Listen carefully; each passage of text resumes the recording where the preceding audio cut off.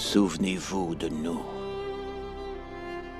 C'est l'ordre le plus simple qu'un roi puisse donner. Souvenez-vous de ce pourquoi nous avons sacrifié nos vies. Il ne désirait pas qu'on le glorifie avec des chansons, des monuments ou des poèmes de bravoure et de bataille. Ce qu'il souhaitait était simple.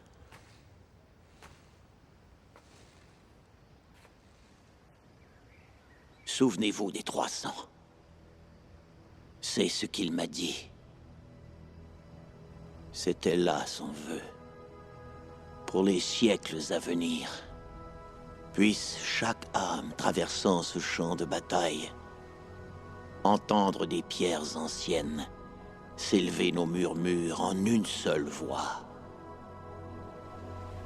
Passant, va dire à Sparte que nous sommes morts ici pour obéir à ses lois.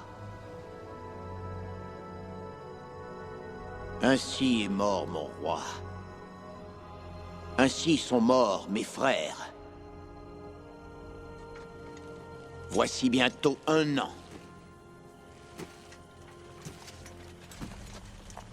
Longtemps je me suis demandé pourquoi mon roi réclamait un récit de victoire. Le temps lui a donné raison. Parce que de citoyen grec en citoyen grec, la nouvelle s'est répandue. Que le valeureux Léonidas et ses 300 hommes, bravement morts au combat, ont tous sacrifié leur vie, non seulement pour Sparte, mais pour toute la Grèce, et pour les promesses d'avenir qui dans ce pays abondent. Et maintenant, c'est ici dans l'âpreté de cette partie du monde qu'on appelle Platée, que Xerxès et ses hommes connaîtront la mort et l'anéantissement!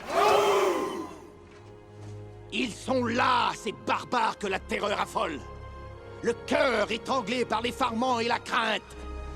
Leurs doigts sont ridis glacés d'épouvante, car ils ne savent que trop bien quelles horreurs sans nom les leurs ont subies à la pointe des épées et des lances des 300. Ils sont quand même là, devant, de l'autre côté de la plaine, s'avançant vers 10 000 Spartiates à la tête d'une armée de 30 000 Grecs. Aouh! L'ennemi compte à peine 3 fois plus d'hommes que nous. Les dieux sont avec les Grecs. Aujourd'hui, nous allons délivrer le monde du mysticisme et de la tyrannie et entrer dans une ère de lumière dont on arrive à peine à imaginer les promesses.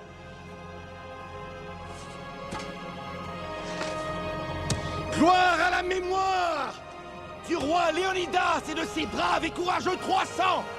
À notre victoire!